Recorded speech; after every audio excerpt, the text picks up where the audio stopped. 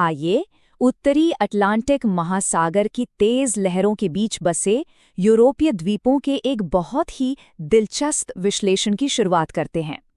अक्सर हमारा सारा ध्यान यूरोप की मुख्य भूमि पर ही अटका रहता है ना, लेकिन सच तो ये है कि ये सुदूर द्वीप सिर्फ पानी से घिरी जमीन के टुकड़े नहीं हैं, बल्कि ये इतिहास, भूविज्ञान और राजनीति के एकदम धड़कते हुए केंद्र हैं। तो चलिए बिना किसी देरी के इस रोमांचक सफर पर चलते हैं। आज के इस सफर के 3 बहुत ही साफ सुथरे पड़ाव होंगे। पहला, इनकी भौगोलिक स्थिति। दूसरा, इनका कमाल का भूविज्ञान यानी ज्वालामुखी और महाद्वीपीय चट्टानें। और तीसरा, इनकी संप्रभुता और राजनीतिक नियंत्रण। तो चलिए ठीक वहीं से शुरू करते हैं जहां से हमें करना चाहिए। भाग 1, भौगोलिक स्थिति।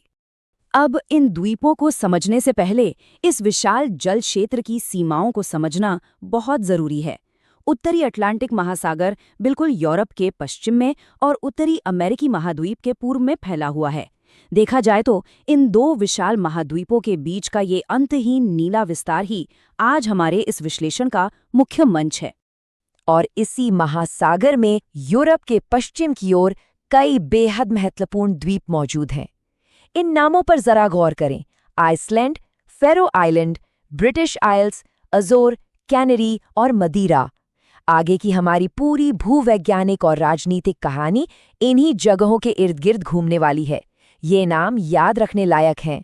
भूगोल का नक्शा तो हमने देख लिया, अब गहराई में उतरते हैं भाग 2 की ओर, भूविज्ञान, जहां हम ज्वालामुखी और महाद्वीपीय चट्टानों की बात करेंगे। ये वाकई हैरान करने वाली बात है कि प्रकृति ने इन द्वीपों को 2 बिल्कुल अलग और बेहद नाटकीय तरीकों से गढ़ा है।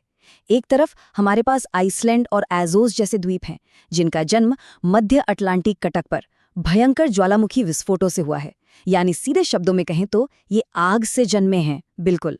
वहीं दूसरी तरफ फेरो, ब्रिटिश आइल्स, कैनेरी और मदेरा जैसे द्वीप हैं, जो महाद्वीपीय चट्टान की एक बहुत ही मजबूत और स्थिर नींव पर टिके हुए हैं। सोचिए, एक ही महासागर में होने के बावजूद इनकी पैदाइश की कहानी एक दूसरे से बिल्कुल उलट है। प्रकृति की इस शानदार कारीगरी को समझने के बाद अब हम अपने तीसरे और अंतिम भाग पर आते हैं, संप्रभुता और राजनीतिक नियंत्रण। जब हम राजनीतिक प्रशासन की बात करते हैं तो ब्रिटिश आइल्स का मामला बहुत ही खास हो जाता है। ये पूरे यूरोपीय महाद्वीप का सबसे बड़ा द्वीप समूह है और इसमें सबसे दिलचस्प बात पता है क्या है? इस एक अकेले द्वीप समूह पर 2 बिल्कुल अलग संप्रभु राष्ट्र बसते हैं, यूनाइटेड किंगडम और आयरलैंड गणराज्य। ये एक ही जमीन पर 2 अलग-अलग राजनीतिक दुनियाओं के होने जैसा है। अब इस पूरे क्षेत्र की राजनीतिक स्थिति में जो विविधता है वो सच में कमाल की है। एक तरफ हमारे पास आइसलैंड है, जो अपने आप में पूरी तरह से एक स्वतंत्र राष्ट्र है। दूसरी तरफ फेरो आइलैंड्स को देखें, ये डेनमार्क के अधीन तो है, लेकिन अपना स्वशासन खुद चलाता है।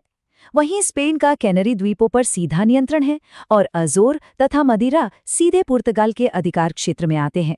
यानी पूर्ण स्वतंत्रता से लेकर स्वशासन और मुख्य भूमि के सीधे नियंत्रण तक यहाँ हर तरह का राजनीतिक ढांचा देखने को मिलता है। तो अंत में एक सवाल जो सच में गहराई से सोचने पर मजबूर कर देता है, ये सुदूर भूवैज्ञानिक और राजनीतिक रूप से इतने विविध द्वीप यूरोपीय महाद्वीप के व्यापक अटलांटिक दुनिया के साथ संबंधों को आज भी किस प्रकार आकार दे रहे हैं। ये सिर्फ भूगोल का विषय नहीं है, बल्कि उस जटिल और गहरे जुड़ाव का हिस्सा है जो हमारी दुनिया को लगातार चला रहा है। आज के इस विश्लेषण में हमारे साथ जुड़ने के लिए बहुत बहुत धन्यवाद।